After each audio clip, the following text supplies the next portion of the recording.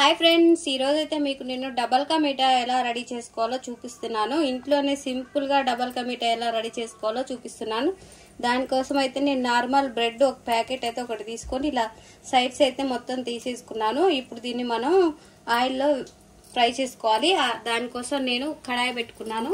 కడాయిలో డీప్ ఫ్రైకి సరిపడా ఆయిల్ అయితే వేసుకోవాలి. డీప్ ఫ్రై చేసుకోవాలి. నెయ్యి వేసుకున్నా ఏం లేదు, ఆయిల్ నెయ్యి అయినా ఏం లేదు, ఆయిల్ అయినా ఏం లేదు, మీకు ఏది అవైలబుల్లో ఉంటే అది వేసుకోవాలి. ఈ మన ఆయిల్ కాగేలోగా పాలు అయితే వేడి చేసుకుంటున్నాను నేను. ఒక అంటే ఏమంటారు, పావు లీటర్ పాలు అయితే పక్కన స్టవ్ మీద పాలు పెట్టుకొని ఈలోగా పాలు అయితే వేడి చేసుకొని పెట్టుకుంటాను. ఆయిల్ అయితే కాగిపోయింది. ఆయిల్లో మనం ఇప్పుడు ఇలా ఒక్కొక్కటి అంటే ఎన్ని బ్రెడ్ పడితే అన్ని వేసి ఎర్ర కలర్ వచ్చే వరకు వేయించుకోవాలి. మనం ఆయిల్ అయితే ఎక్కువ పిలుస్తుంది బ్రెడ్, పర్వాలేదు కానీ టేస్ట్ బాగుంటుంది. ఇలా బ్రెడ్ ముక్కలు అయితే ఇలా వేగిపోవాలి. మరీ నల్లగా వేగితే కూడా బాగోదు, ఇలా గోల్డ్ కలర్ వస్తే సరిపోతుంది. ఇప్పుడు తీసి దీన్ని మనం అయితే వేరొక బౌల్లో షిఫ్ట్ చేసుకోవాలి. ఇలాగే మనం ఆ తుంచి పెట్టుకున్న బ్రెడ్స్ మొత్తం ఇలాగే అన్ని ఇలా బ్రెడ్ అయితే ఇలా ఎర్రగా వేయించుకున్నాం. బ్రెడ్ వేయించుకోవడం అయిపోయింది. ఇలాచీ వేసుకోవాలి.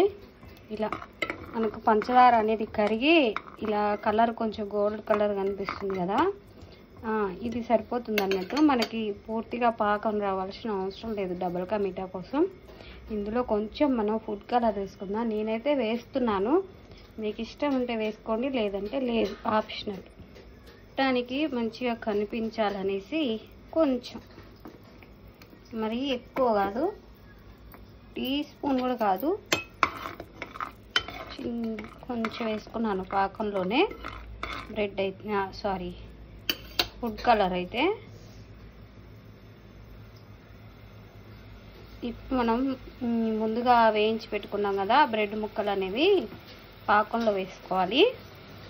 స్టవ్ అయితే బంద్ చేసుకొని ఇప్పుడు మనం ఈ పాకంలో బ్రెడ్ ముక్కలు షిఫ్ట్ చేద్దాం. ముందుగా మనం వేయించి పెట్టుకున్న బ్రెడ్ ముక్కలు అయితే పాకంలో వేసుకుంటున్నాం. బ్రెడ్ చిన్న చిన్న ముక్కలుగా కూడా చేసుకుంటారు, అది మన ఇష్టం. కానీ ఎలాగో అందులో వేసాక మొత్తం ఒకటే అవుతాయి కదా, పర్వాలేదు. ఇలా పాకంలో మన బ్రెడ్ ముక్కలు మొత్తం నానేలాగా చిన్న చిన్న పీసులు చేసి కలిపేసుకోవాలి. ఇప్పుడు ముందుగా మనం కాగబెట్టుకున్నాం కదా పాలు అనేవి వేసుకోవాలి. పాలు అనేవి థిక్గా అంటే మనకి చిక్కగా ఉంటే బాగుంటుంది. ఇలా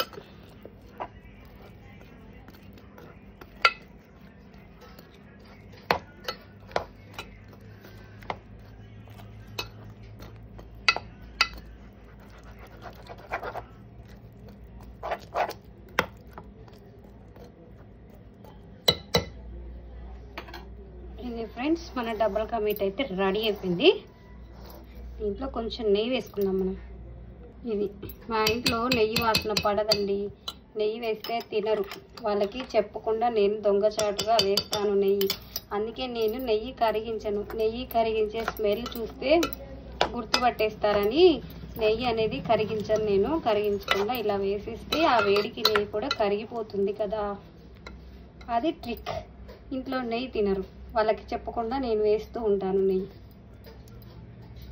ఇది ఫ్రెండ్స్, ఫైనల్గా మన డబుల్ కా మీఠా అయితే రెడీ అయిపోయింది. ఇంతకీ స్వీట్ ఎందుకు చేస్తున్నానో విశేషం చెప్పలేదు కదా మీకు, లాస్ట్లో చెప్దామని చెప్పలేదు. ఈరోజైతే మా బాబు బర్త్డే అండి. బర్త్డే కోసం నేను డబుల్ కా మీఠా స్వీట్ అయితే చేశాను. మీరు కూడా మా బాబుని విష్ చేయండి. అలాగే ఈ వీడియో కనుక మీకు నచ్చినట్టయితే లైక్ చేయండి, షేర్ చేయండి, సబ్స్క్రైబ్ చేసుకోండి ప్లీజ్ ఫ్రెండ్స్. బెల్ గంట గట్టిగా కొట్టండి. బాయ్. బ్రెడ్ వేయించుకోవడం అయిపోయిన తర్వాత ఇప్పుడు మనం పాకానికి రెడీ చేసుకున్నాం. పాకం అంటే ఏమీ ఉండదు, తీగ పాకం కానీ అలా అవసరం లేదు. మనకి పంచదార కరిగి ఏమంటారు థిక్నెస్ వస్తుంది కదా, అది సరిపోతుంది. నేను షుగర్ కొలత అంటే ఏం లేదు, 1 kg అలా వేసుకున్నాను. ఓకే, గ్లాస్ అయితే సరిపోతుంది. ఇప్పుడు షుగర్ అయితే మనం కరిగించుకోవాలి.